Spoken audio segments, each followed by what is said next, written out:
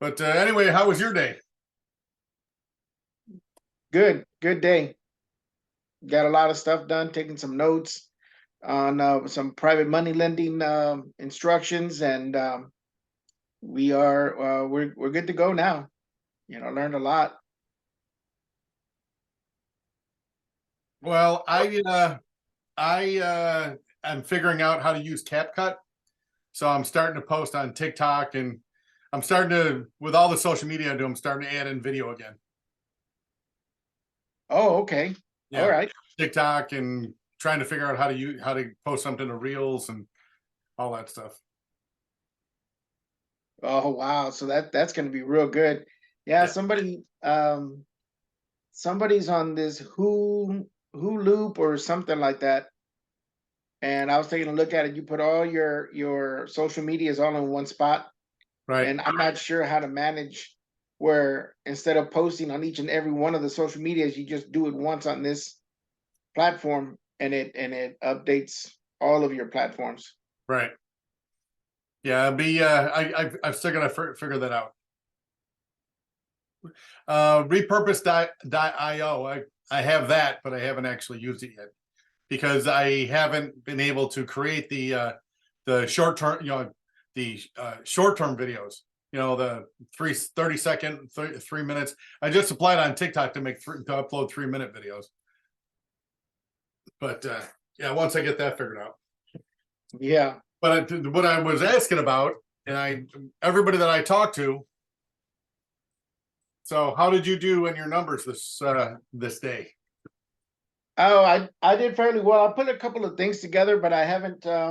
I had to readjust because of the market change here in San Antonio, and so I'm having to go back and look at some of those properties because some of them fell within June numbers, but in July they didn't. So I'd have to do some major negotiating on that end.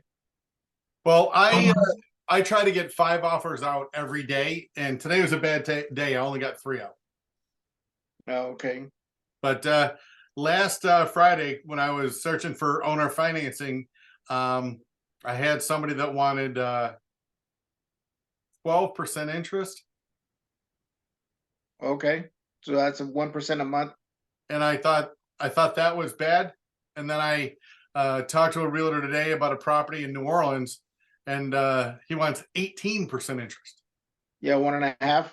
I'm like, not buying this house on a credit card. But again, it's like I tell everybody,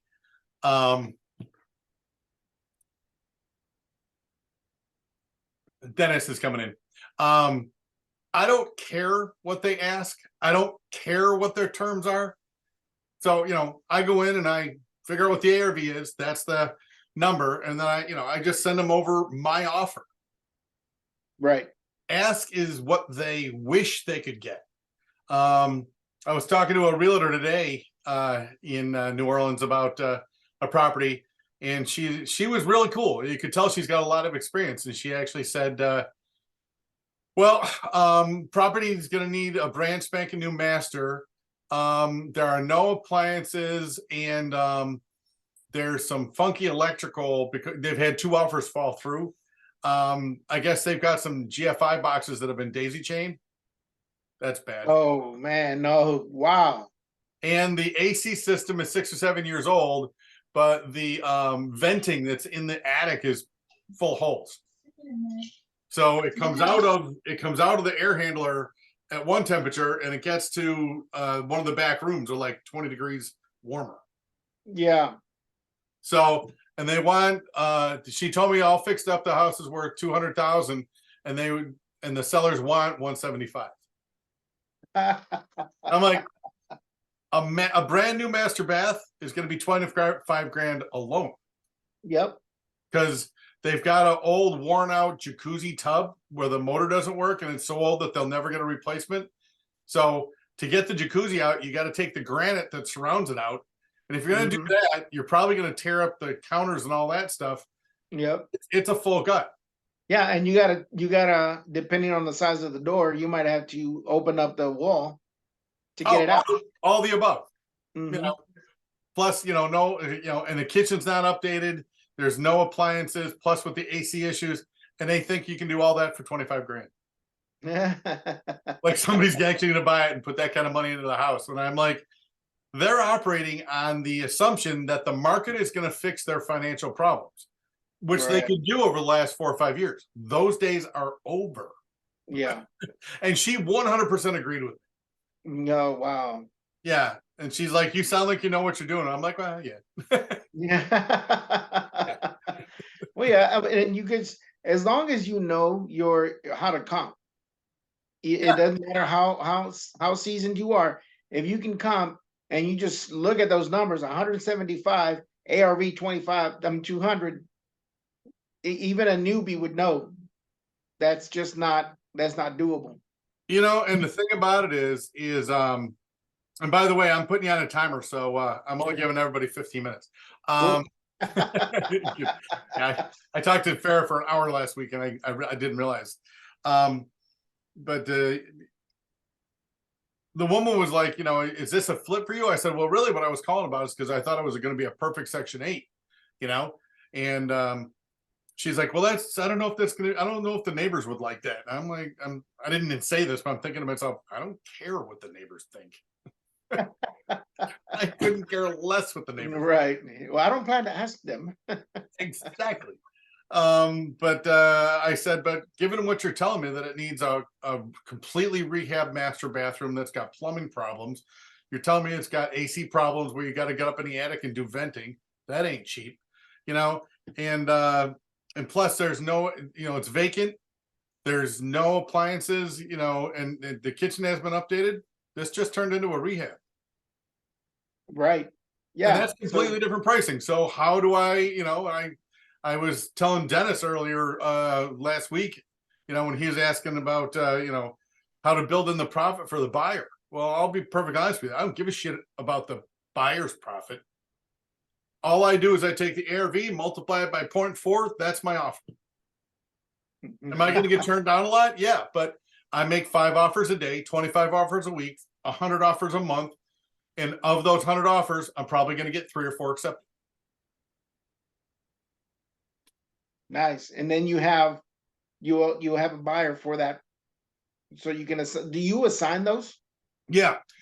Every rehabber I'm talking to is buying at 50% or just barely above 50%. Okay. Every one of them. And the reason why is because they're buying knowing that the value of the property is going to go down. Right. So the ARV we calculate today, if it takes them 6 months to rehab a property, it's going to be worth probably 2 or 3 or 4% less 6 months from now. Right. No matter what you're hearing on the media. Well, you hear so many different things, up, down. You never know. One on the same day I heard it's going to crash. The next day I heard it's going to be, it's going to level off. You're like, well, which one is it? Is it crashing or leveling off?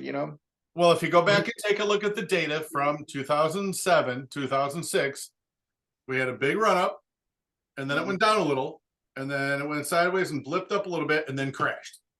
Yep. So what this is the denial phase. Real estate ran up for a period of years, and then it dropped a little bit, and people are like, oh, the market's going to recover. And it moved sideways and moved sideways and moved sideways. And people are like, oh no, market's coming back, market's coming back, market's coming back, market.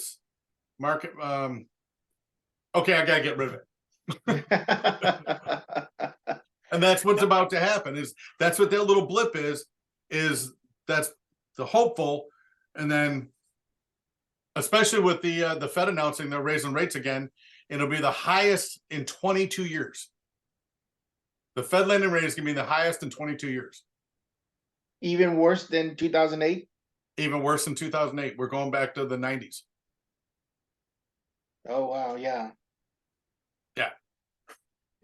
So that being said, just a matter. But again, how does it affect the way that we as wholesalers got to buy? We got to buy at 40. So the people taking the risk buy it at 50 because, they're going to put in their money and they want to make, 30%, but a year from now, they could be making 20% because the value of the property dropped. Right. And the hedge funds that I was working with, they're all coming back at 50 cents on the dollar offers too. Yeah. Yeah, I remember you mentioning that. Yeah. Just a couple of months ago. Yep. And then I was working with Rich White last week, found a buyer for his property. And one of the things that I learned, what a lot of the rehabbers are doing now is instead of doing ARVs, what they're looking for is what a similar property is sold for recently, like, that needs a lot of rehab, like a full gut, like the one we were working on. Richard got it under contract for like 80, but a similar property had sold in that neighborhood for 69. So the rehabber's like, I'm not paying above 70 grand. Because it was almost identical. Right. There's an art and science to rehabbing. The art is to be able to look at a lot of different properties that have sold that after they've been fixed up. But rehabbers now are looking for what people pay for them before the rehab. Oh man. Yeah. Okay. So that's kind of the science of it, and that's what I've been noticing. And rehabbers have gotten, since November, have gotten super conservative. Okay, good to know. Thanks for sharing that. The number that I'm coming back at is that I'm finding they'll buy at is 50%. Yep. So that's what we do. Just make the calls. I'll go for no. I had to speak to somebody recently, and I'm like, wow, I mean, this guy's pretty busy. And then I caught myself saying, you know what, just go for the no. And I sent him a quick DM on his Instagram, and he responded. Yeah. And a perfect example is so, all right, so here we got a buyer that'll buy the property. I got him up to 72.5, and Rich tried to retrade the seller down, and the seller doesn't give a shit about the property. He's wealthy. Every time Rich talked to him, he was on the seller was on the golf course, and he said he's got a sister that wants 50,000 and he wants 25. So, okay. I mean, when you figure out, when they're coming back with those numbers, because those are round numbers, that's not a logical decision. That's an emotional decision. Right. Like, I want 50 grand. I don't care how I get it. If we have to hold on to the house forever, I don't care. I want my 50. Well, it's hard to overcome emotional sellers. Right. Yes. That's why we all work with distress sellers. They can't be emotional because they've got a problem. Yeah. Find the pain. Yeah. And this one that I made an offer on just an hour ago, the one in New Orleans, which, the sellers have moved out, and they've had 2 offers fall through, full cash mortgage buyers. But because of the inspections, the people are like, I'm not putting $40,000 into a house and being underwater immediately. Well, how many sellers are starting to realize they can't sell their house, and the realtor's saying, they don't want to fix it, which means they're probably broke like everybody else. Yeah, it was that situation from a couple of weeks ago where the house is priced, and the guy is like, he can't get a loan until he gets an offer, but he can't get an offer until he gets the loan. Yeah. So again, when I'm looking for properties, and I'm just going down through my list, where I'm looking on Zillow for owner finance, list with owner financing. One of the things that I've been working with, I really like PropWire. I'm starting to think about giving up Privy. Oh wow. The only reason I'm keeping Privy around is because it's real easy to get the realtor's name. Yeah. But you can get that on Zillow. And PropWire is free. Yeah. And it's easier.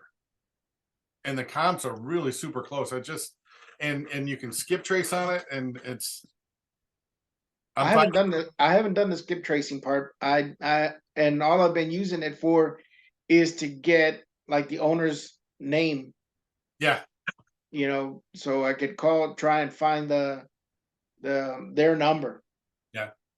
But like I said, what, it was Carol Walton that turned us on to PropWire 2 weeks ago, and I've been using it for the last 2 weeks. And I'm starting to like PropWire. So Yeah, I haven't used it enough yet. Hello all. hey, Carol.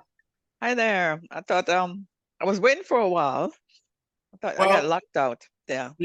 I have to approve everybody, and I haven't figured out how to make Joe the admin yet, so I don't have to do it. So All I right. just don't want to have a recurrence of what happened last week. I figured that, so I said I'll just wait my turn. Yeah, I'm glad I'm here. Yeah, Hi, everybody. I've got to add a user. I just found out I've got to add a user to my Zoom account so that I can assign Joe to be the admin. Okay, cool. I'll get that taken care of for next week. All righty. Thank you. Thank you. Yep. So anyway, Joe, how many offers you get out today? Today I did 3 offers. All right, so you got the same number I did. Yeah, I got the same number you did, because we got the water hose this weekend over some of the stuff that we're doing with Gator. And so we're all trying to take in all this information and learn new things. And oh, damn.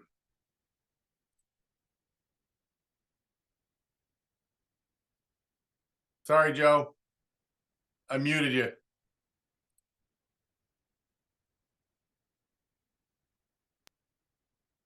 There, you're back? Okay, good. I'm back.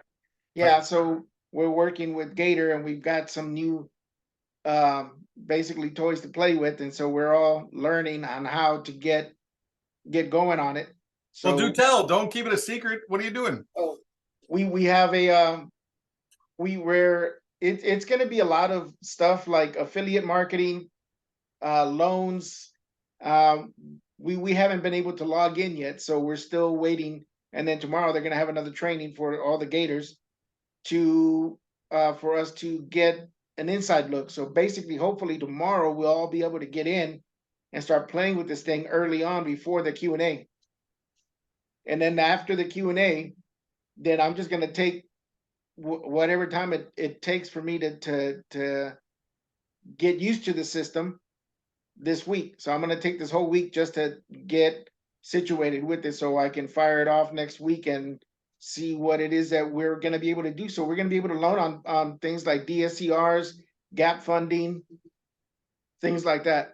Oh, DSCRs. Now there's something I'm interested in. Yeah. So I'll see what we can, how that is, because I'm on a long, I got a bunch of groups that I belong to, and you'll see that every so often, like, who does DSCR loans and who does this and who does that, and now we'll be able to do that. Stop me if I'm wrong, and I don't know DSCRs as well. Does DSCR count against your personal credit? So in other words, if you get 5 loans for rental properties in your name, once you try to get that 6th one, banks will be like, you got 5 loans in your own name. You're never going to get another loan. Right. Yeah. So I'm not too sure how that works, and when it comes to that, I'm sure that you don't want to hold on to that many to begin with, because if it does start, once you hit a cap, you can't do that type of business anymore. Well, from what I know about DSCRs, they're based off of the property generating revenue to cover the debt service. Right. It's not a personal guarantee. So right, it's not a personal guarantee. I don't know, but when it comes to the Section 8s, that's what I'm looking for. Oh, okay. Yeah. Okay, good. Then we'll be able to work together, and we're figuring this stuff out this week, or I will be. Right. Cool. And just to add to Joe, we're gonna be doing BBR, or however you say that, all these R's. Oh, Burr. Yeah, we're gonna be able to do burrs as well, funding for burrs as well. So we're gonna have, as Joe said, we're gonna have more training on Wednesday, so we'll be able to figure out what it is so we can help others. All right. So Joe's done. Dennis has got his hand up, so I'm gonna go ahead and see what Dennis. Well, no, I was just trying to figure out. I'm interested in that. I'm trying to get a couple people to start, using their money that they have and their credit to be gap funders and stuff like that. Not just be a sideliner or a wallflower, so that they get in the mix. Wow, you kind of blow my mind. I'm like blown. My mind's blown with that. I don't even know what to ask now. Well, my question for you is, now that I'm talking to you, is how many offers you get out today? 3. Nice. I'm trying to do 4 right now. All right. Well, you still got more hours because you're in Arizona.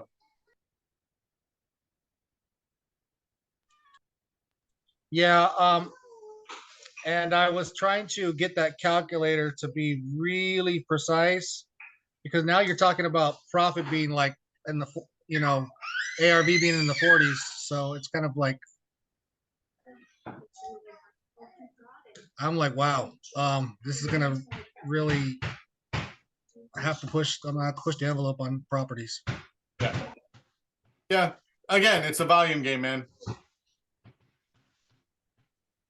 But what I did was, with that calculator, I'm trying to get a hold of Home Depot, which I've already walked down to. They want me to go to the kitchen and bathroom area, and I think they'll be able to give me a computerized generation of square footages for bathrooms and kitchens. So it makes it a lot easier to dispo everything. Yeah. Are you rehabbing these properties? Hell no, Why are you figuring all this stuff out? because I'm a nerd. Dude, I'm a nerd. ARV times 40%, man, and then wholesale it. Okay. You get a lot more done during the day. Trust me when I tell you. Because, like I said, I was telling Joe, all the buyers that I've talked to over the last 3 or 4 months are buying it near 50% or maybe a little bit above, but not much. And the hedge funds that I was working with back in January and February, they're all coming back at those 50-55%. Okay. Purchase prices.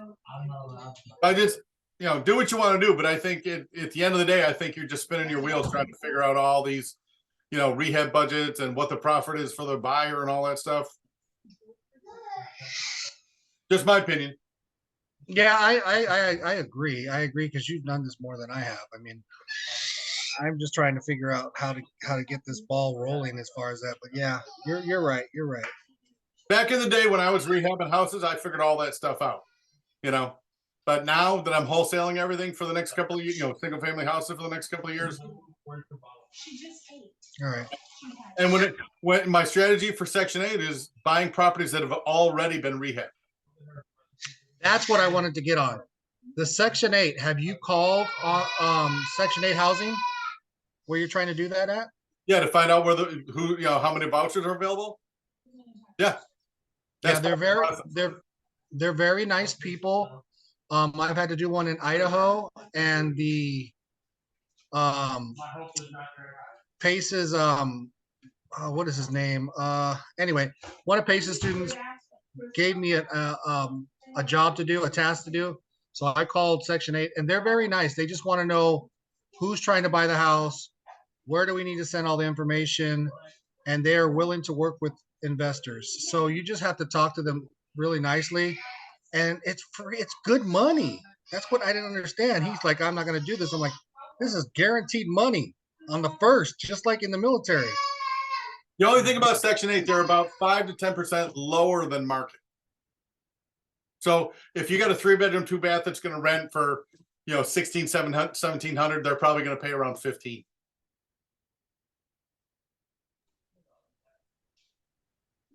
Well, how does that work out with inflation?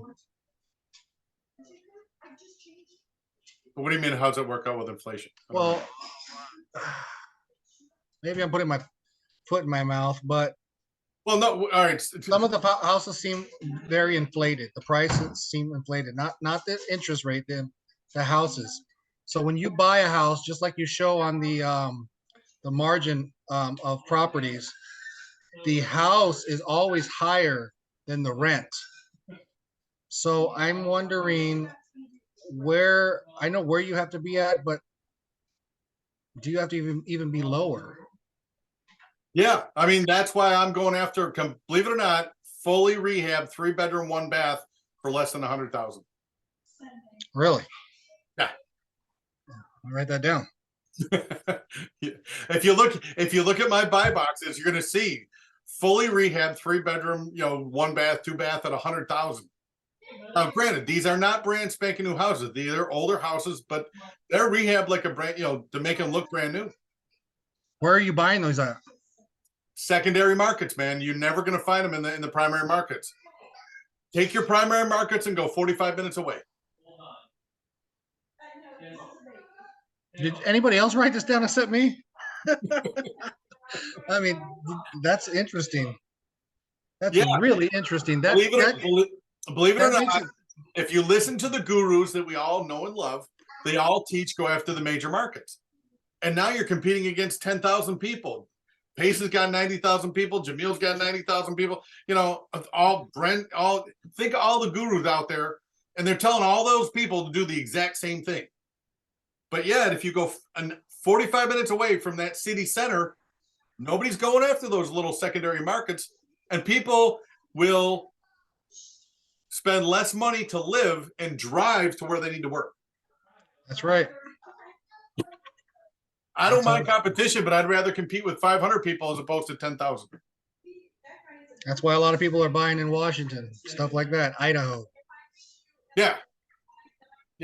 I personally would invest in those states because they're managed by crazy people. State of Oregon right now, 17 of 26 counties are in the process of breaking away from Oregon and becoming part of Idaho. Whoa. 17 of 26. Oregon could become the size of Rhode Island within the next 2 years. Oh, wow. Yeah, They're calling that the Greater Idaho. Right. It's already the voting's already been done locally. They sent it off to Congress already. An interesting thing, this thing was supposed to happen way back in 1941. And they were supposed to vote on it. Congress was going to vote on it in December 8th, 1941. But they were a little bit busy that day. Yeah, but this has been for a while, and the people in the western part of Oregon are so sick of Portland that they've actually voted to break away. And that's why you won't hear me talk about investing in Seattle or Portland, or anywhere in California, because it's crazy world. I just saw an article they're talking about banning gas-powered generators in California. How are you gonna charge your Tesla when a power grid goes down? I think that's one of the best videos I ever saw. It was a guy who had a gas-powered generator plugged into his Tesla. But again, when it comes to investing, stay where normal people run the governments, and you don't. For example, Chicago, 2 years to evict somebody. New York, 2 years to evict somebody who decided they don't want to pay the rent anymore. California, 2 years they can live off you for free. Volusia County, Florida, 18 days. Now, you got to follow the rules. You take that notice, put it on the door. 3 days later, they get a letter. 15 days after that, sheriff shows up and says, you got 10 minutes. And you guys know not to go to houses to try to evict anybody by yourselves, right? Don't do that. No, Don't do that. you don't have to be. You don't have to be afraid of people. Just go up there, stick the notice on the 3-day notice on the door, get back in your car and leave. Yeah. At least in Florida, that's in the counties in Florida. They're a little bit different. Like Polk is different than Orange, and Orange is different than Seminole. Seminole is different than Volusia, but they're all pretty much. Florida's pretty much you can get people out within 30 days if they stop paying, if you follow the law. Yeah, there was a investor that had just bought the house and tried to call about an eviction and went up there and got stabbed to death. Well,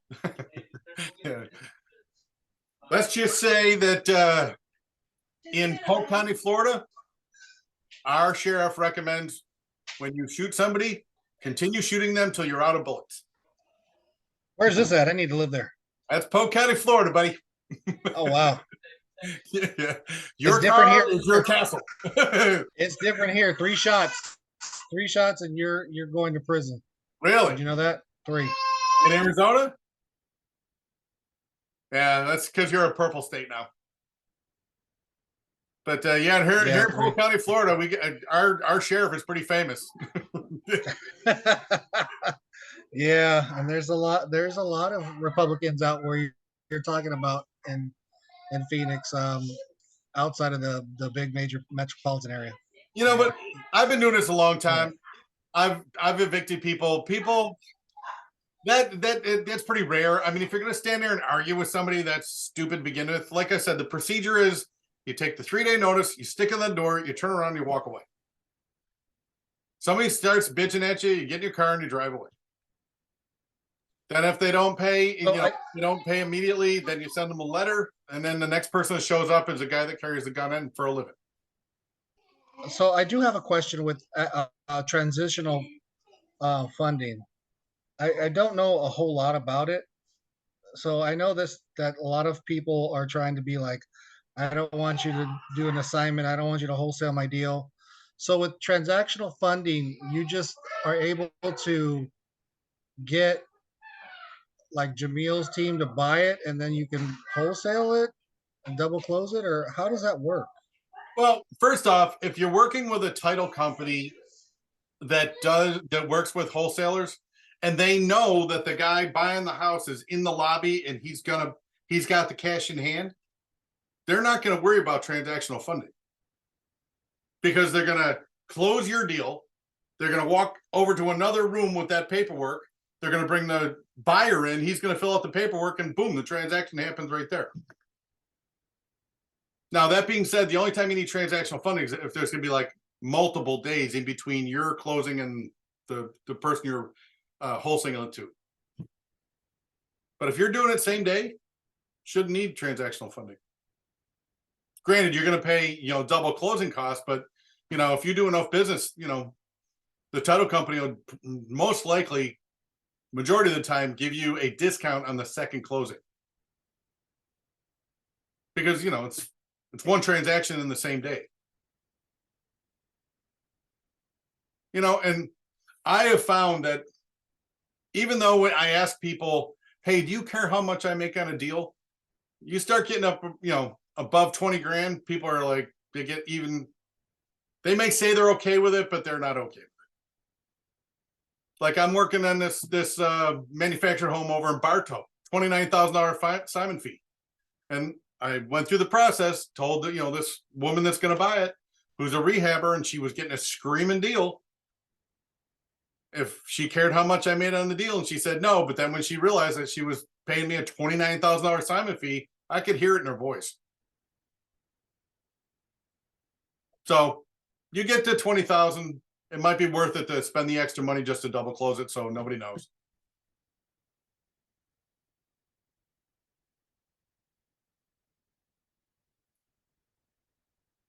Dennis, your sound's out. So you recommend after multiple days do a double close, and if it's over 20 grand, double close. If it's multiple days in between your transaction and your buyer's transaction, then you need bridge funding, transactional funding. But if you're closing on the same day within an hour, where you're doing your transaction and your seller's sitting in the lobby and he's got a check, he's going to write a check. Yeah. Then if it's above 20,000, do a double close. If it's below, if it's like 10 grand, 12 grand, 7 grand, just do an assignment. Okay. That's all I got. All right, man. Good talking to you. Tyler, what's up, man?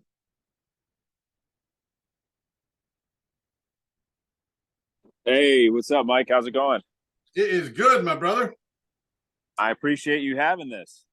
I'm really new, and I'm taking action now. So I got recently laid. I'm a project manager. Recently got laid off my position, and I've been searching for a job. It's brutal. And my buddy, who's in New Jersey, has been wholesaling now for probably like a year and a half, and he's crushing it. And he's like, dude, you got to get in wholesaling. And he's been telling me for a few years, and I thought it was all BS. I'm like, nah, but he's actually like, he's really crushing it.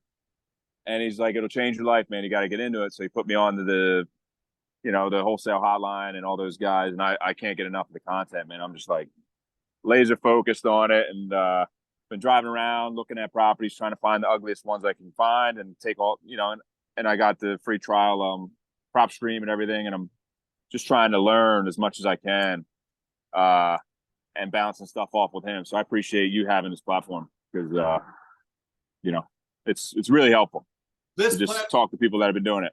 This platform is because we're all members of either Jamil's program or Brent's program or Pace's program. But the problem with their webinars and stuff is there's 600 or 700 people on them every time. And trying to get an in-depth question answered is really hard. Not impossible, but really hard. So that's why I started this, is for, all right, bring your questions, bring your problems. Let's all share and talk about them so you can get a better understanding. And a lot of people are, they ask questions in Facebook, and I complain, not all the time, but every once in a while I write a post like, one-word answers are not solutions for new people.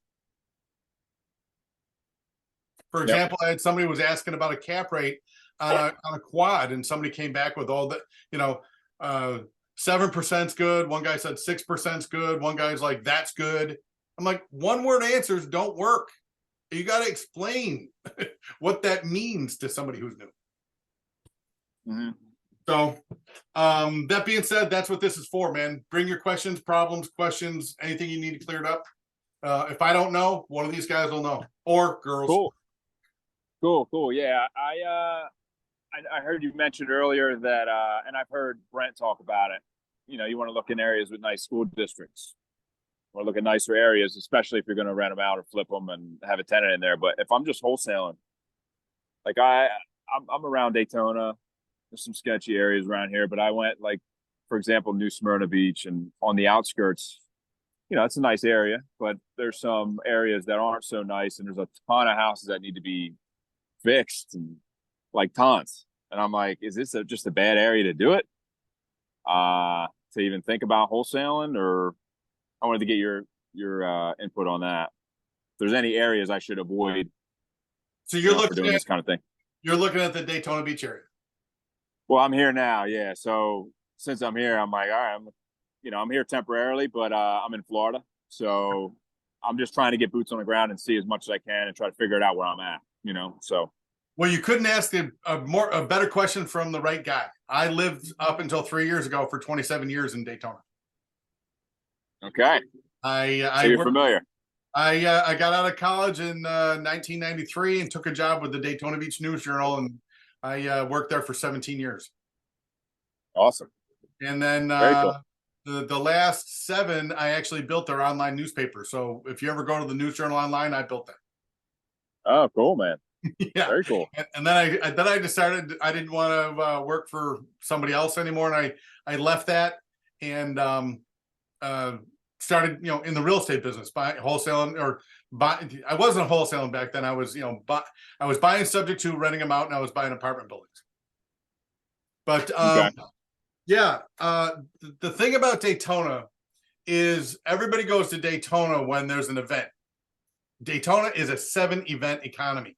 You got both NASCAR races, you got both bike week events, and then you've got various ethnic events that go on there. And people think, they go there and they think that Daytona's like that all the time. Like there's 600,000 bikers in town, or there's 400,000 people in here to see a NASCAR event. But when those events are over, Daytona is a sleepy North Florida town that rolls up its sidewalks at 10 o'clock. Yeah, even in summer, man. So in the summer, like, yeah. And the base economy, you want to get a handle on the base economy, go to the restaurants at friggin' 2 o'clock in the afternoon, and all the blue hairs will be there. Mm-hmm. So the base economy, it's a 7-event economy, but the base economy is retired. So that's why there's a lot of houses that are run down, is because 20% of the population of Daytona moves in every year, 20% of the population moves out. It's a very transient community because of the hotels and the service-based economy. And that's why there's so many rundown houses. Because in Daytona, you got to squeeze the nickel so hard the buffalo farts to make it. So that being said, There are deals, but there really, I mean, there really are no bad neighborhoods. You're from Jersey, right? I'm from South Jersey, yeah. Yeah. By Atlantic City. Yeah. Exactly. Yeah. Ghettos in Atlantic City are like, you know, Ormond Beaches to Daytona. Yeah. I mean, you get into the inner city up around New York City or, you know, Philly or Baltimore or Chicago or LA. Horrific. Horrific. A nightmare. You know. Yeah, never even. I'm trying to stay away from them for the rest of my life at this point. But there really are no places like that in Daytona. Okay. What about like in New Smyrna Beach? I think that has a good school district. It seems like a nice place. And like Port Orange, I heard has really good schools. But like on the like Port Orange towards New Smyrna, there's some like houses that aren't as nice as the other ones. Some neighborhoods that are a little, the houses are a little rundown and stuff. Would you recommend going after those and probably deals in those areas? Yeah, there's a lot of rehabbers over there. Yeah. Okay. And New Smyrna is a beach town. So, you know, you've got the service people that are going to be there all year round, but you know, a lot of Airbnb stuff. Okay. Especially when you get down there around Flagler Avenue. Uh-huh. But yeah, New Smyrna is a great way for people from Orlando to get away. Yes. You go down and take a look at a lot of the marinas. Those boats are all owned by people from Orlando. But yeah, I mean, I'm in Polk County now. But yeah, when I lived over there, I did a lot of business over there. Do you do any virtual at this point? I think you said you were doing deals like a Chicago deal, or are you doing virtual or just? Right now, I'm doing all virtual. And the reason why is I've told this story before to everybody. Once a month, and I did at the beginning of July, is I check Lakeland. I check Polk County just because I can't stand missing deals in my own backyard. And I found a property, good realtor, works with investors, had a property that, you know, needed a lot of work. He had priced it correctly, 50% of ARV. He listed it on a Monday. I'd called him at like 11 o'clock Tuesday morning because I found it. He told me it was 50% of ARV. I told him I was a wholesaler, wanted to send it out to my buyer, so I'm going to need to get it a little bit lower than that. He was totally cool with that. He said, send me your offer. You'll be the 10th one. So within 18 hours, he had 9 other offers. Wow. That's Florida. That you hear that from wholesalers in Tampa.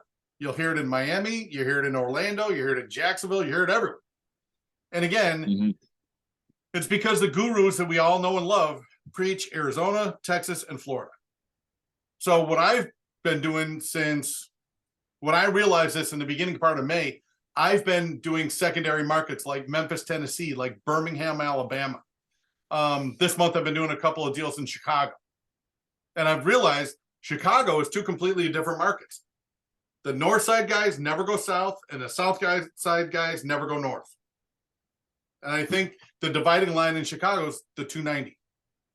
So you think of a big city, but it's really 2 complete different markets when it comes to rehabbing. I've been let's see what else. Some other secondary markets I'm looking at is Indianapolis,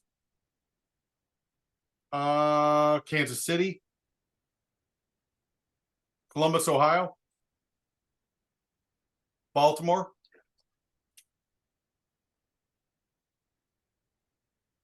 The other thing that you have, when you start looking at secondary cities, especially ones up north, is since COVID, there's an exodus of people leaving those states from the craziness and coming to the states that didn't have as much craziness. So, like myself. Yeah, there you. So same time. I'm not saying something that's completely foreign, but the good thing is the wave. Now, one of the things, because in real estate investing, we're planning years in the future. I will refer you to a guy on YouTube called Peter Zeihan, Zeihan, and basically he's a geopolitical strategist. And I don't know if you know, and this is for everybody else, is that last Wednesday or Thursday, I published an article that I had found on my website that Mexico is now taken over as the manufacturing center of the world, and they just surpassed China. What's happening is because China is in serious population trouble. In other words, there are more people over the age of 50 than there are under 50.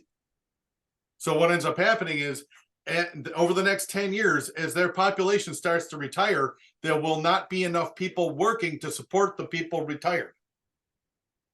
And China has no social security programs. So China's got a population bomb coming, and this is all because of their one-child policy that they had back in the 70s, 80s, and 90s, and into the 2000s, where they created this funnel problem. So China is going to get replaced by Mexico, and a lot of companies, because China is no longer inexpensive to produce the world's products, we're starting to reshore the products. They're either going to be built in Mexico and then transported to the United States, or actually built in the United States. And the Mississippi River is the largest water transportation way for manufactured products in the world. Now, if you take a look at where the population is and where real estate has appreciated, it's all in the coasts and in Texas. And they don't see, you follow the Mississippi up, and there's not a lot of appreciation. But that's where the manufacturing is going to be moving to over the next 10 years. And that's just a short synopsis. Peter Zion's got all kinds of data and graphs and all that stuff. But watch some of his videos and you'll get an idea of where to invest, because that's where the population is going to be, is along the Mississippi. Good to know. Thanks for sharing. Manufacturing coming back to the United States. Great. One of the reasons I follow that stuff is because I actually own a manufacturing company. We make fishing products. Oh, nice, man. Yeah, very cool. That's why I pay attention to that stuff. But yeah, the New Orleans is going to become a booming town again. Memphis, which is a crap hole right now, is going to become a booming town again. I am here to tell you, you can pick up. I'm working on a deal in Memphis right now, 3-bedroom, 1-bath house. I'm going to pick it up for $29,000. And you're going to wholesale it? Oh yeah, yeah. It's a rehab. It's a probate. Okay. You're gonna love this one.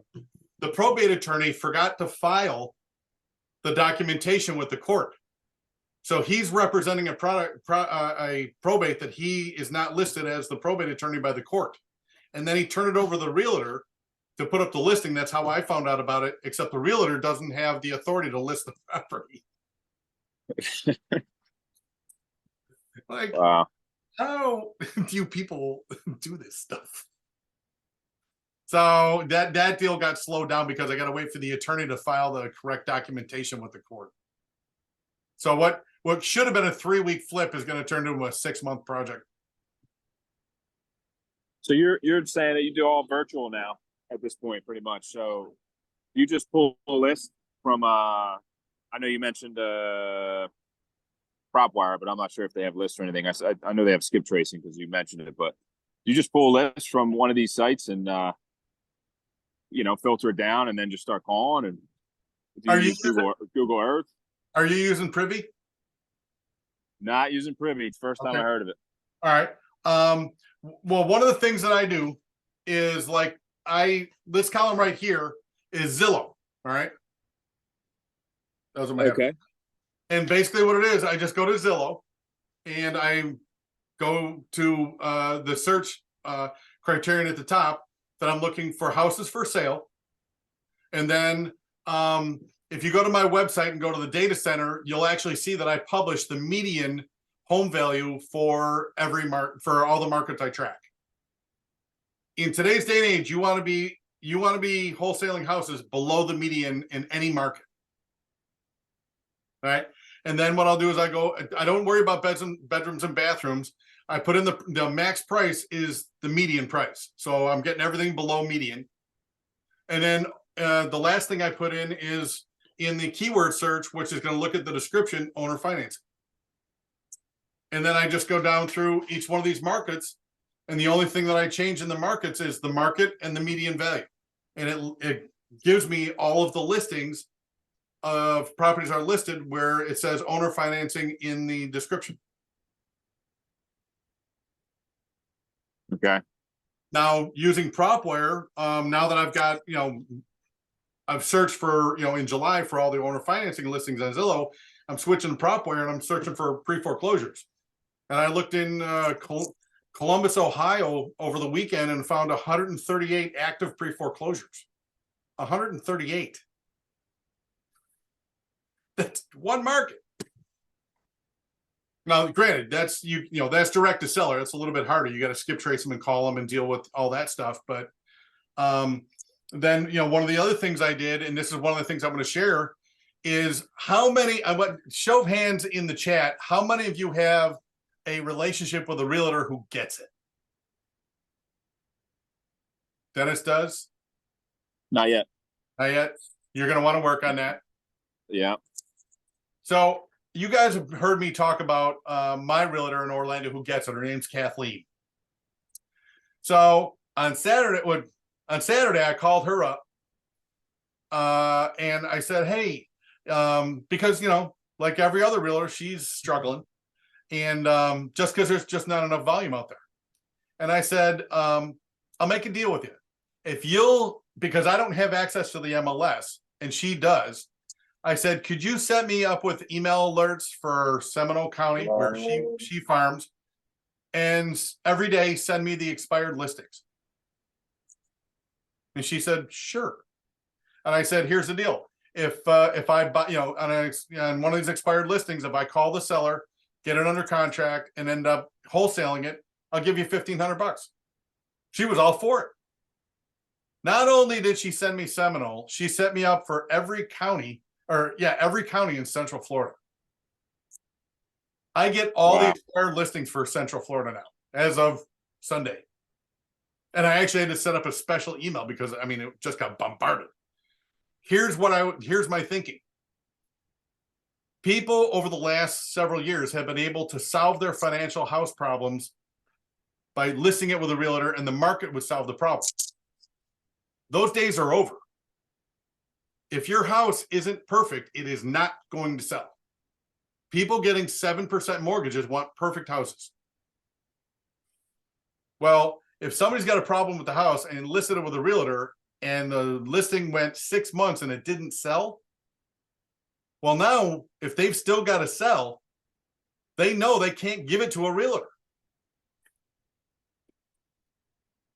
So they're going to be a motivated seller. And that's free. You just got to get a realtor to set it up for you. And the way you do that is by saying, hey, listen, we got to work on some trust here, but I'll give you, $1,000 just for setting it up for me for every deal that I do. And it's well worth it. If you're getting a $7,000, $8,000, $10,000 assignment fee, $1,000 to the realtor to send it to you, to me, that's worth it. Thanks, man. Appreciate it. Cool. All right. Is that it? Anything else I can do to help you? I'm just diving in head first, man. Just trying to figure everything out. And as far as comping, I know that's obviously a skill and everybody learns it over time, but you were saying that you're doing ARV times 40% at this point for your wholesale price? Correct. Across the board, and no matter what market. No matter what market. Buyers are the same everywhere now. Okay. And are you pulling that as far as the comps for the house? I saw Brett was saying that he was going to Zillow, and then he was going to Realtor, and he was going to Redfin, and he said average them out and then go, depending on how much it is. If it's over, 300,000, you go 50% or something like that. But I found that realtor.com was like way higher than everybody else, just kind of throwing the numbers off. So I wasn't sure if that's even accurate. If that's, I guess, and I know Jamil, sorry about that. Daytona. Jamil uses Zillow. So I don't know if Zillow was the best option for that, for finding comps, or. I think Brent's got the right idea. Look at as many options as you can and then take the average. Just average them out. Yep. Okay. You know, use Zillow, use realtor.com, use Redfin, use PropWire. You know, if you want to pay for Privy, go ahead. And then just average it out.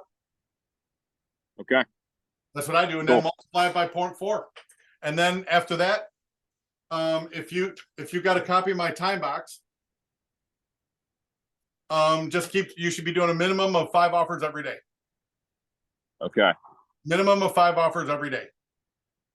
100 offers a month. With 100 offers a month, you'll get 2 or 3 deals every single month. How many calls you guys make in a day? I try to make 50 calls a day minimum. I should say 50 calls. I try to have 50 conversations a day. Okay. That's a different than dials. Yeah. Yeah. Are you guys use dialers and everything? Anyone use Mojo or anything like that? I use batch dialer. Yep. And the cool thing about the thing that slows you down with dialing is when you're waiting for them to pick up on the other end. The thing about using a dialer is dialing 3 lines at the same time. First person to pick up, it shuts the other 2 off, and you're talking to more people quicker. Wow. Yeah, it's well worth it. Okay. And then if you need Excel spreadsheets are you a Astro member? No, I mean, I was going to ask you guys that too. Which one would you recommend as far as any of the 3? I mean, I'm not really getting into creative financing yet or anything like that, but wholesaling it would be Jamil. Okay. Yeah. Now that Okay. being said, you know, do you want to pay the $8,000? That's up to you. Okay. But what I was going to say to you, if you reach out to some elite members, they'd be more than happy to share Excel spreadsheets for pretty much any city in America with all the realtors. Okay. Cool. And how do you connect with them? Instagram or just some other social medias? Jamil's got his Astro flipping, which is free. Pace has got a free subject to community, but what I would say is start developing relationships with other wholesalers, and pretty much everybody's willing to help you. Cool. Pretty much. Yeah, that's what I love about it, man. These guys are giving free game. Like, I started in the beginning of all their podcasts. I was blown away by the information that they're just giving out. Just and see, like, here's the thing that the gurus know. 95% of the people will do nothing. Yeah. Everybody wants to learn, and learn one more thing. And then I'm going to make a phone call. I'm going to take one more course. I'm going to go one more seminar. Then I'm going to make a phone call. Yeah, they never do. And they never do. As a matter of fact, I got to know some of the speakers years ago on the before the internet, when we used to go out and buy. We would go out and, you know, for $49.95 buy the Ron the Grand, Pretty House cash flow system. And you know what when you have dinner with those guys, you know what they used to tell you what the #1 preventer of wealth is? Cellophane. It's a barrier to wealth. People will buy a course like this, take it home, put it on the shelf, and never take the cellophane off. And yet, here's a step-by-step program to become a millionaire.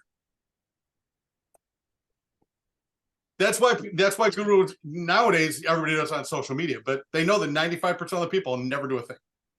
Mm-hmm. So the thing about it is, and this is what I'm trying to get everybody to do, use my time box or your own time box and get out a minimum of 5 offers a day. Phone calls don't get you. Are you giving prices over the phone? Like, if someone's not giving you the price, and there's differing opinions on it, but are you giving a price? Are you just going 40%? Nope. I don't care what they're asking. I don't care what their terms are. They're gonna tell me what they want. I'm gonna tell them what I want. And if we meet in the middle, that's great. If they accept my offer, that's great. If they say no, that's great. Mm-hmm. This is not a seller's market anymore. We're kind of in like that, kind of going along sideways mode. And then once it falls off the cliff, it's going to become a buyer's mode, and they're going to accept anything you tell them. And that won't last forever. That'll last for 2 or 3 years, and then that'll change. Uh-huh. And then the market will bottom out, and then, you know, it'll go sideways for maybe 2 years or so, and then it'll start to take off again, and we'll build up another bubble. That's just how the economy works in America. Mhm. So Okay. anyway, your 15 minutes was up 5 minutes. Oh ago. yeah, sorry about that. Sorry about that. No, sorry. But I'll if you want me to send you the time box that I use every day, drop your email in the chat box and I'll email it to you. all right, we'll do. Thanks, Mike. I appreciate it. Take care. All right, buddy.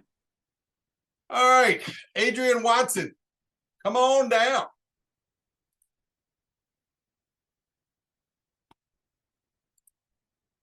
Can you hear me? I can hear you now. Okay. How we doing, Mike? I'm good, man. How are you? I'm all right. What can I help you with?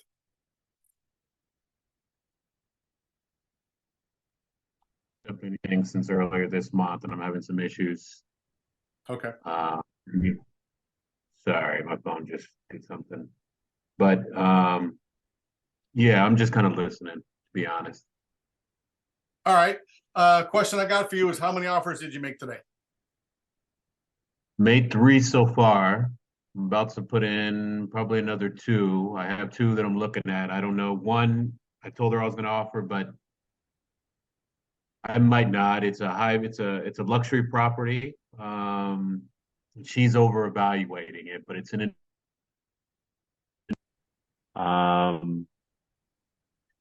not much sales going on as far as for what she's looking for. Now it's a high return. She said it should come back at 1.2 million, but she priced it specifically with buyers in mind that are going to look to tear it down completely and actually rebuild it up completely. And this is a property that's about 800,000. So you're looking at buying it for the value of the property. Basically. I should say she's looking. You're looking to buy it for the value of the lot, not the building. Yes, she is. Yes. And there's no sales recently over the last 12 months, so it's kind of hard, but she's just looking for the highest offer, to be honest. Do you have a list of buyers that buy in that $1.5 million range? No, I don't. So what are you going to do if you get it under contract? Probably dispo it with one of my dispo guys. Ah, all right. You do have a list of buyers at 1.5 million. Yeah, I got dispos. Yeah. All right, you got dispo guys. Okay. Mm-hmm. Yeah. Yeah, that's one of the things that I always tell new people is getting a buyer's list first, because the buyers will tell you where they want to be, and then go find the property that fits your buyer. Okay. Because believe it or not, when you got a 10-day inspection period, it goes by fast. Yes, it does. Especially over a weekend. I've found that out twice already. So yeah. Exactly. So you got to get reliable guys that, when they know that when a deal comes, they got to jump in the car, they're going to look at it that day and make an offer. Right. But if you get guys like, oh yeah, I did a project, but I'll get around to it. That dude he might get to it 3 days from now, and now you're down to 7 days. Right. So then he takes another 2 days to make an offer and dicks around. All of a sudden, boom, you're up against an inspection period deadline, and you're not sure if this guy's going to come through, and then you're going to get stuck, throwing up an EMD you could possibly lose. Right. Right. Yeah, I've kind of ran through that already, and I kind of learned my lesson. So I want to make sure I get my IPs at least 7 to 10 days, at least. Yeah. So we'll see. But the cool, I don't know if you were listening to me talk about the deal that I was doing in Chicago with Rich White, is one of the benefits of having a deal that actually fell apart because the seller, just wouldn't come down to meet our price where we can make some money and wholesale this thing. But I got 3 buyers that are like on it. They're like, dude, ready. Another deal like this, call me. I'll be over there in 2 hours. I'll make an offer by the end of the day. Yeah. Yeah, I haven't done as many deals as most people, so I don't have as many buyers because I haven't really built it up like I should have. But I'm learning as far as these big markets, these big ticket deals. That's why I'm kind of relying on my dispo guy, to be honest. Yeah. And just remember that because the next time the Fed raises interest rates, the Fed lending rate will be the highest in 22 years. All those people between 500,000 and 1.5 million cannot afford those big houses because, you know, Right. interest rates have better than doubled in 14 months. But how many people do you know whose income has doubled in the last 14 months? Not many. No. Most declined. Yeah. So now Right. all those people that can afford a 500 to a 1.5 million dollar house, now they can afford half of that. Mm-hmm. That's why I stay below the median, because that's where the majority of buyers are now. Right. But if you enjoy the high wire and you want to play with the 1.1, 1.2, 1.3 million dollar houses, those are a lot of fun, but there's just few buyers. Yeah. That's what I'm Now, learning. if you're going to go to the luxury market above 1.5 million, those people don't get mortgages; they write checks. Okay. So, Right. but the people between 500,000 and 1.5 million, they got to get mortgages, and most people. There are buyers out there, but that number has shrunk significantly in the last 14 months. No, you're right. You're absolutely right. And again, that's why I track the median every single month, and that's why I personally stay below the median in any market. There's more buyers. Yeah. One of the main things with this is this was an on-market deal. And so I just kind of looked at it as a possible option. That's why I kind of looked at it, but I knew it was overpriced. So I figured I'd give her at least a good offer to see, but we'll kind of see on this. Some of these deals that I'm looking at are mostly on market, and I need to get off this because I figure it's too tough. The market's too strong. Well, let me There's a ask you a lot of question. wholesalers. You were going Mhm. after that property that the highest and best use was to tear down the building, so you're buying it for the lot. Who are you marketing to? What do you mean? Who am I marketing? Well, it if to? you were to get that property under contract, for me, I'd be marketing that to builders or developers. Okay. Because that's I the didn't kind think of about person that's going to see it for what it could be after the building's gone. that. Right. Okay. And that's a Yeah, skill. it's good to know. To be able to see what Yeah. it could look like in the future, that's a skill. Yeah, and she kind of mentioned that. I wasn't thinking that along the lines, but what's weird about it is in that area, there's houses that are 1.5, 2 million just on that street alone, and then there's some that's as low as 700,000. But she kind of saw the value and the vision in it. I was just looking at it as a way to wholesale it. Right. But, yeah, it makes sense. Yeah, I mean, if you had a developer or a builder, that was like, hey, if you find me the right deal, boom, I'll do it. That's how you sign up one of those houses. Okay.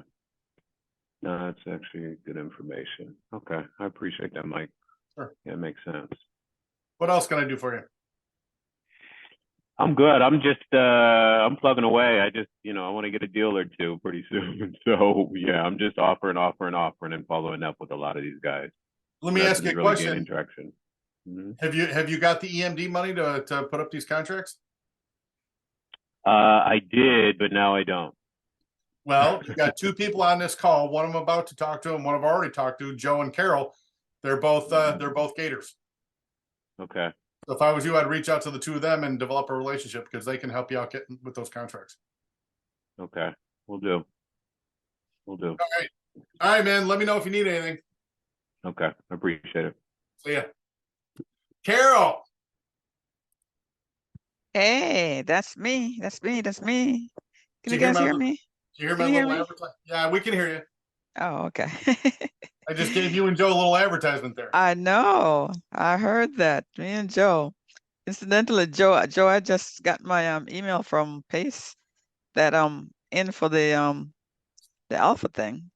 They accept me, and so I can get to go look at it. So by the time next week we come back to this meeting, we can have more information for you guys, Mike, because we Okay. just got accepted into the deal. So yeah, we're gonna go look at it and go for training on Wednesday and see. And again, what exactly is it? I'm still not sure what it is. It's something where we can actually go in and get funding for any deals.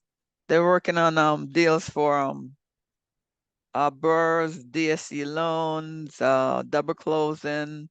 I think they're not up yet ready for transactional lending, but everything else they have on there where we can actually go in and get funds to lend out. I think that's what they basically say on when we had the Zoom on Saturday. But then there were so many questions, we weren't allowed to get in. I mean, we sign up for it and then it just gives access today. So we go back on Wednesday for Q&A, ask how it works. So how do we get people in? How do we get funds from it to lend others and stuff like that? So that's what we go back for on Wednesday. But it's Didn't basically, go ahead. didn't Pace announce something last week? Like somebody came in with like $300 million or something. Correct. That was it. That's it. Go ahead, Yeah. Joe. Right now, he's got one, and it's a white label lender for $100 million, and then there is going to be a second one for $400 million. Okay, so that's $500,000. Mm-hmm.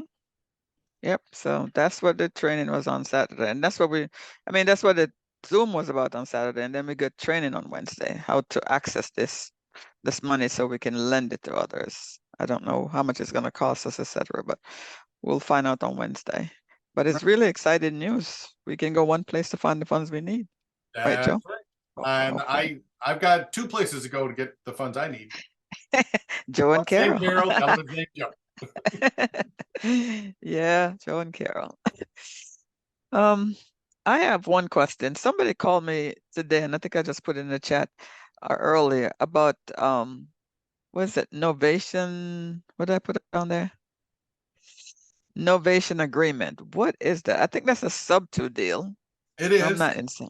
Right, creative finance and stuff. I didn't know what it was. I Googled it, but I still don't know for sure. So I'm asking if anybody can tell me what that is. All right. So I've never done one. Disclaimer. Okay. So, because I was curious about it too 6 months ago. Like, what the heck is an ovation? That's something I've done. Yeah. Creative Um, finance. Basically, what it is in simple terms, you're partnering with the seller until you wholesale the house. Okay. Oh, cool. Speaking of multimillionaires, my ex stepfather just sent me a text. I think he just got back from he took his daughter, her husband, and his 2 grandkids on safari for a month in Africa. Wow. So he's One of probably these days. texted me to kind of tell me all about it. Yeah, that's nice. He of the top 10 real estate auctioneers in the country, he's one of them. Oh man. If you ever watch those auction shows on TV, I do. They're excited. They go fast. yeah, those are all friends of mine. Yeah. Okay. Like Spanky Assiter and his wife, all those guys. Mm-hmm. But anyway, I actually worked an auction of the Steamboat Grand in Steamboat Spring, Colorado. We sold 24 million in timeshare in about 3.5 hours. Good God. Set a world record. Timeshare. Yeah. Yeah, but timeshare I need to sell. I actually saw a guy bought a $2.2 million penthouse for $800,000, and he put it on his American Express black card. Excuse me. What? Yeah, I'd never seen it. I actually worked when I was a teenager. I actually worked for Wow. American Express. I'd never seen a black card, and he whipped it out and he put an $800,000 On his credit card. On a card. On his credit Oh card. my God, Jesus. And Amex didn't call him to verify either. Dang. Now, that's what I'm talking about. That's what I'm talking about. All right, so let me Those are get people you need to hang out with. Oh yeah, that's a Yeah. whole. And the thing about this, the guy was wearing cowboy boots, jeans, t-shirt with a coffee stain on it, flannel shirt. You would not know this guy. Yeah, unassuming. Yeah. He was a big oil guy that flew in his own jet up to Steamboat, but to look at him, you would not know he had 2 nickels to rub together. Oh my gosh. Yeah. Our parents are deceiving sometimes. You never know. Yeah. So anyway, judge them. Go ahead. That's innovation. Basically what it is with innovation, the seller says that they will not get their money until you wholesale the deal. Okay. So basically it's a partnership with the seller where it's and again, I've never done one of these, so I'm not giving you the correct information, but it's kind of like getting an option on the property. It's like getting an exclusive option on the property for a period of time. And then once you sell, then the seller gets their. Mike, yeah. There was a TV show on a couple of years ago about that. And what it is, you make sure all your contracts, first thing, you have it in writing. Everything is recorded. Right. you pair up with a homeowner, you Mhm. do the renovations, you get them their price, and anything that you get above that, you split with them. You split with a homeowner? Right. So you say, well, okay, Mr. Homeowner, I know I could probably sell this, but if I get more, then I get to keep more. So you have a contract for the sale, and then you have a contract also for whatever you get above that. So Okay. you're the one out of pocket paying for all the renovations on the property. Got Well, it was my understanding that the homeowner will make an arrangement with the buyer. The buyer is gonna do the renovations out of his pockets, and then say that the seller want to sell it for 380. You the buyer come in and said, all right, I'll pay you 385, but you have to do whatever the closing is. You go out, you put a $50,000 on it, and you renovate it. You sell it for say $50,000. I mean, no, you put $50,000 in it, renovate. So you sell it at $100,000 above what the seller said he wanted. So you just give the seller what the seller wanted, because that's what he would have sold for anyway. Any difference is for you, whatever money you put in plus whatever profit. So the seller doesn't get anything apart from whatever agreement he made. This is what he want, right? So, and on the flip side of that, or another side of that, the buyer can go out and get a PML to lend him the loan for all the renovation. And then when they renovate it, the extra or the profit from whatever you sell, you give to the owner. For the profit you made, they split that 50 or whatever percent you want to fill up it with the PML after you pay back the PML, the amount you borrowed. So will that work sometime? I mean, it all depends on what arrangement you made with the seller, right? See, If you here's made this, yeah. here's my thing. I would never do innovation. And the Mhm. reason why is you're putting money into a property where you don't control the deed. That's the other question I was going to ask you. Yeah, they might turn over power of attorney to you, but your name is not on the deed. Right. So that being said, guess who's going to lose in a court of law? The one without the money name on the deed. Ownership is 9/10 of the law. So how do you even get around to that though? You'd have to get that seller to sign some document and put your name on the deed. See, that's the thing about creative real estate, which I love, is that in creative real estate, we make the rules. Right. This particular method I have heard of, but again, my personal opinion is I am not going to take all the risk and not be in control of that deed. Exactly. So if Just we bring it, my opinion. Other people, they're less risk tolerant than I am. yeah. Yeah, I think to get around the risks, if the homeowners really want to sell that stuff, they're gonna put your name on the deed, even if it's, and then put a date on it. Say 6 months from now, if it hasn't done, then revert back to me. Right. Put a data, put something in the JV or whatever agreement you're gonna put. And that's the other thing. What kind of agreement do you write up with it? What kind of contract do you have with this kind of stuff? Is this something you have to make up yourself, get it notarized? What? You're looking for a very special attorney, and yeah. kind of like Pace. You're probably going to pay $3,000 or $4,000 for that paperwork. And you have to put all But of that into. I guarantee you're going to talk to 100 attorneys that'll tell you that's illegal, you're nuts, or whatever and you get to the one that knows. So note to myself, stay away from that kind of stuff for right now. And I just think it's, with all the different ways to buy real estate, that's overly that's overly risky. It is risky. If your name, anything is risky if your name is not on that deed. Yeah. So yeah. Okay. So that was our stuff for today. I've asked everybody else. Let me ask you, how many offers did you make today? I only made one. And I'm waiting back to hear from the guy. He wanted a double close. I made an offer to him, and I'm waiting for him to come back and say yes. Okay. Yeah. So of everybody that was on a call, including myself, nobody hit the 5 offer minimum. No. And no, and I don't think any of us hit the Powerball either. That was out how many millions. Somebody in California is now worth just shy of $1 billion. I know, I heard, yeah. All right, so we need to work on next week and make a minimum of 5. Now, I was waiting for you, and Farrah didn't show up, but I was waiting for you, Carol, because you are a woman. Yes, I am. Thank you. And I, going through TikTok this week, found somebody, a woman who specializes in grant money. And What? she actually identifies 2 grant programs specifically for women-owned businesses. Okay, do tell. Well, how about this? How about I just email it to everybody?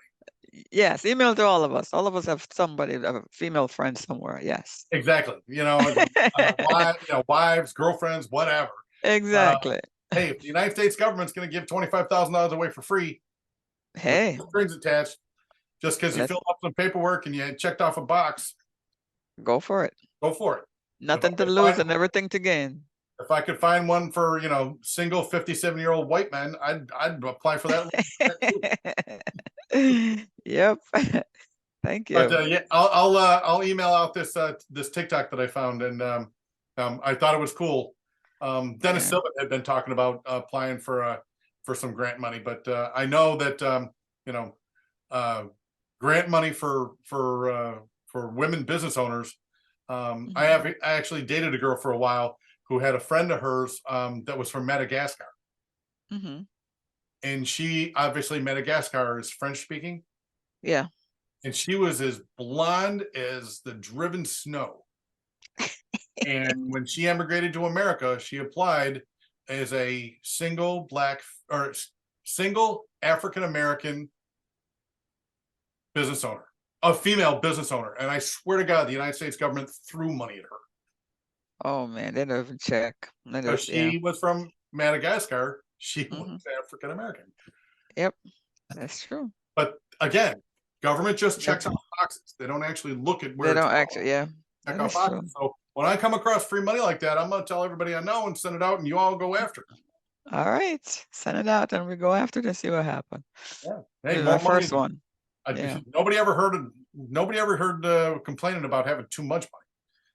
That is true. That is true. When we get to maybe one of these next Zooms coming up, we can find a property on Zoom, PropWire or Zillow, and we go at it from top, work it through from top to bottom and see how we'd go about getting it, working through, vetting it, and see if we're gonna win or not. Absolutely, I could do that. Yeah, okay. That's just a matter of me turning on the camera. That's all. All right, yeah. So we can guess, because we gators, we don't do a lot of that. We do a lot of other stuff behind it. We don't go out and I don't go, at least me, I don't go out and make a deal yet because I don't have the confidence that I can do it from top to bottom. I don't have the confidence I can vet it from top to bottom to do it. And there's a lot of stuff going out there, and you can use other people's money, as I said, to do that. Yeah, you just need to know how to vet the property and see if it's worth even going after it. If you ever don't have the confidence to do something, you can always text or call me. All right, I'll do that. Because from time to time, people send me stuff. I'm like, I have no idea. Yeah, I mean, I've got that link where you can actually submit a deal, and then it says, "Hey, do you need help putting together an offer, or do you have a wholesale deal you need to dispo?" So I've done that with a lot of people where they submit the deal, and we talk about the offer, and I actually write up my contract with their name on it and send it to them. Oh, cool. All right, I'm gonna go out and look for some property in Baltimore. I know what you're looking for because I have your buy box. So yeah, and I'm gonna look for some in Birmingham as well. Baltimore is pad split or Section 8. Yes, yeah, I have your buy box for those two. Yeah. I have your buy box for all of the states that you sent us. So yeah, because I was looking at it all week this week, and I said I have to work on something. And the crazy thing is, I was talking about that median home value, and I've actually seen almost every market tick up. Yep, they're going up. People are going away from the big city and going right about a little bit out, as you said, 40 miles out, 45 minutes out. That way, 45-minute drive is about as much as people want to drive. Yeah, because I see people who work in Washington, D.C., and they live all the way in Frederick, so it was 2 hours drive to get out to D.C. Yeah. So they're living on the outskirts, yeah. Yeah, and you got to remember though that that is the wealthiest part of the country. Oh yeah, yeah. I I mean, am close. yeah, Where I'm at, yeah, government employees. I mean, you're overpaid and you can't get fired. that's true. Overpaid and don't do a lot of work. We didn't hear that from me. I mean, every bank in the world is going to loan to a government employee because they know they're never going to default. That is true. That is true. But yeah, I mean, if you look statistically, the counties around DC are the wealthiest counties in America. Yeah, you got PG County, where the most the wealthiest African Americans live, and then you got Montgomery County, where it's full of everybody that you know of. It's the highest very rich county. Yeah. Montgomery County, yeah. And We're, if you you go to know, go on the Virginia side, it's the same thing. historically speaking, we're in a very interesting time because there Yeah. have been a lot of African Americans that have become wealthy. Oh And yeah. now they want to keep it and pass it along to their kids. Yep. They're learning. They learned. Yeah. They did. They're successful, did. and now they want to pass it along to their kids. And they don't like the idea of giving half of it to the government just because they died. Exactly. That is Yeah. true. And they have their tax accountants are working on it too. So yeah, that's what we need. Yeah, and I think that's great. I think the next wave of people would be Hispanics. I mean, it's one of the reasons I'm learning Spanish Mm-hmm. because Yeah. I lost a deal last year because I didn't know Spanish. So Yeah, that is true. You have to know a little bit to stay the in the deal. Yeah. the ethnic appearance of America is changing again, big time. Oh yeah. Oh yeah. It is. It is. Just go out your front door, you'll see it. Oh yeah. Yeah. So that You know, was it. the cool thing for me is because I'm learning Spanish that when I went to see The Sound of Freedom with my girlfriend on Saturday night. Oh yeah, yeah. You sent us an email on that. I don't know if it's even in my area yet, but I have to look and see where where it is. It's interesting. I want to go see it. I will tell every single one of you, it is not going to be an enjoyable night. Yeah, You got to go see it. From what you said, it's not going to be enjoyable. It's something that you need to know. You need to know because it's happening. It's happening in our neighborhood and we don't even know. So we need to know so we can be aware of it. Yeah. Believe it or not, child sex trafficking is bigger than the cocaine industry. Oh yeah, it's a shame.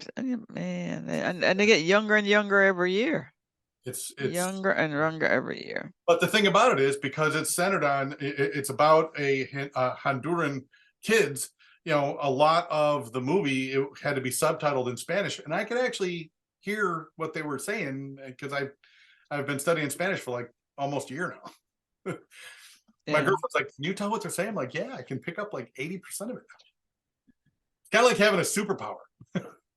I grew up about an hour from the border. Now, my personal experience, I've never seen that with the human. Well, I won't say that. I won't, especially like for children and all of that. I didn't see any of that. But right down the street from my aunt's house was pretty much what you would call the Underground Railroad. Yeah. You know, they told you don't go out there because you know what to expect. And so what did I do? Of course, being curious that I am. And I am 8 years old, 9 years old. I can't remember how old I was, but I snuck out of the house, went over there to see what all that noise was.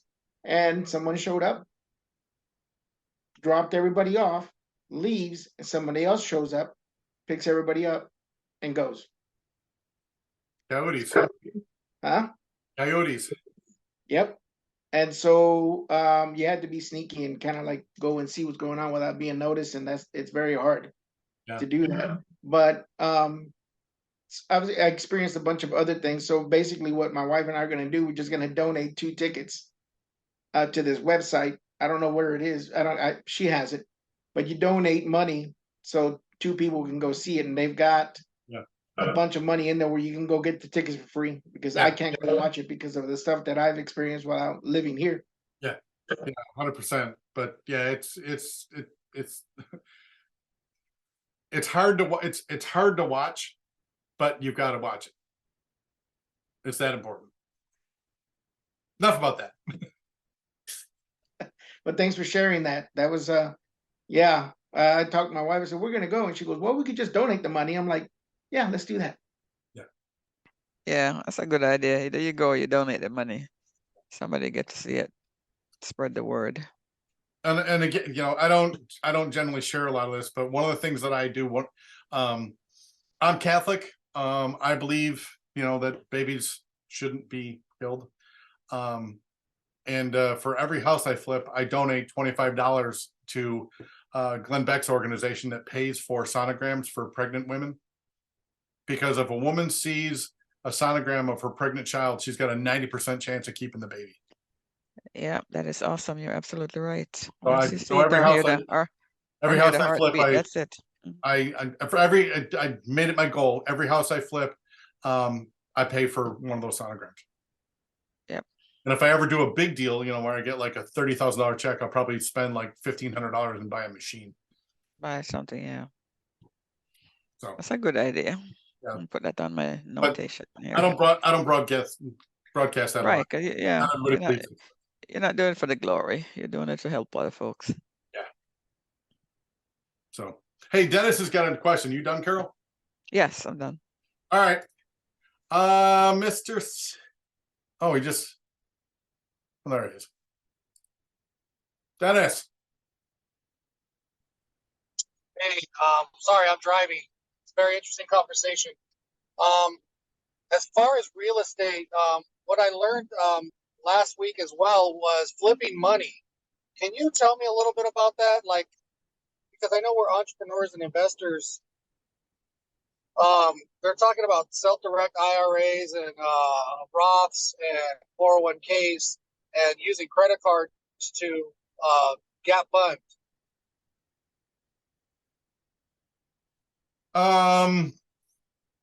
The only thing that I've ever done is had a self-directed IRA.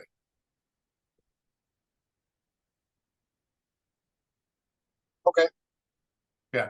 And basically what it is, if you have an IRA, you're going to get a traditional Roth IRA or any IRA, you put in the money and some fund manager somewhere directs where your money goes.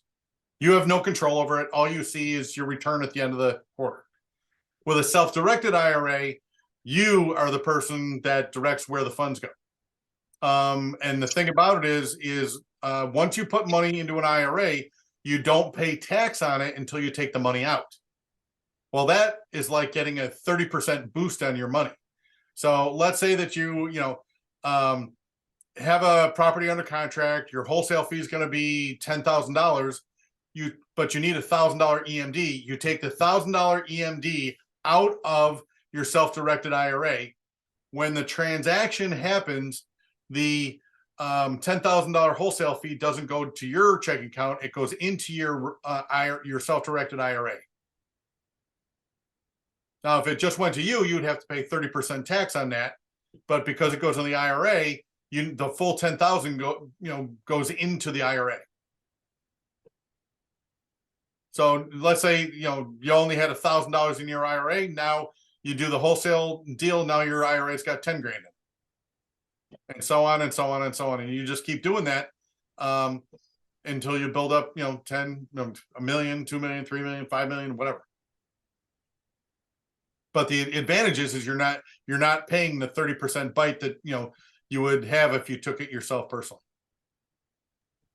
Okay, so let me see if I heard that right. You can take it out of your IRA, do whatever you need to do, but make sure the money goes back into your IRA. Right. You will never touch it. It'll all be handled by the IRA manager, by the title company, and then back to the IRA manager. Yeah, and that's a self-directed IRA. That's not a traditional IRA. Okay, self-directed. Okay. And then I think the fee on a traditional IRA is like $150 a year. Self-directed. But really, I mean, if you have a self-directed IRA, you do one deal a year in it, and you're going to be way ahead of everybody else. Okay. Now, here's the interesting part, because I'm going to Wholesale Hotline, and I've spoken to Pace, and I sat there and had dinner with him, and he told the Tranter brothers, listen, he goes, how many deals have you done? He goes, over 15. He goes, why aren't you getting into me? He goes, I don't know. He goes, repeat that. You cut out a little bit.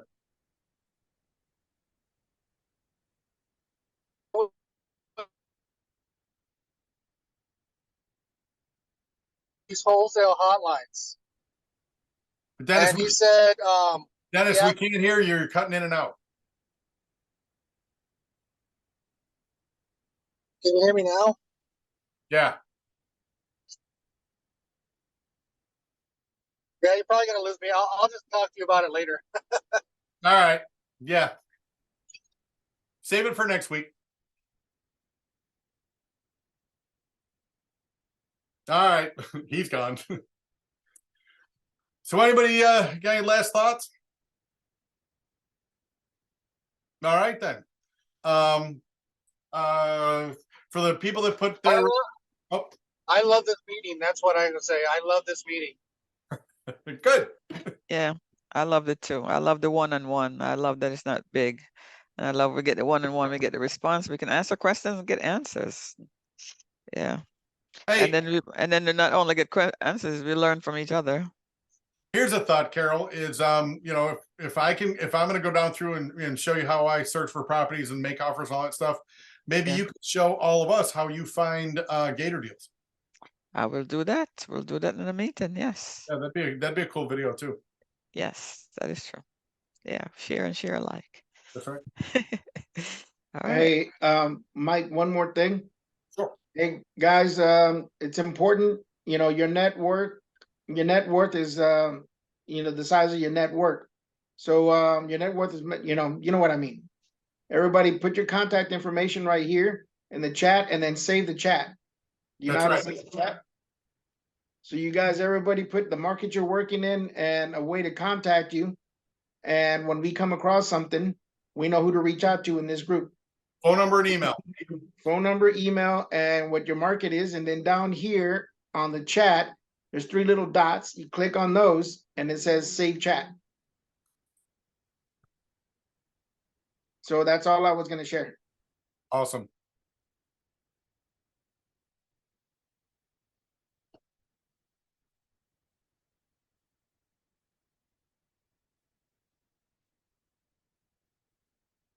Let's see, what market did I work today?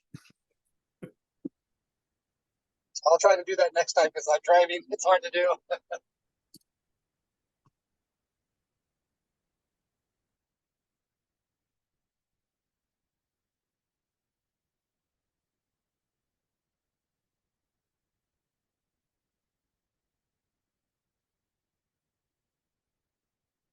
Okay, there you go.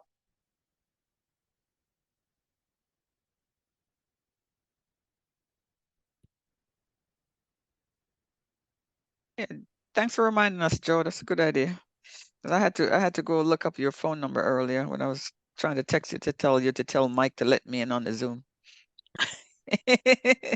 I've got to add a user, which I will do tomorrow, and then Joe will be the person adding everything. If I know nobody's there, I know Joe is there. That's why I said if I text Joe, then I know I'll get in. All right, guys, Okay. great meeting.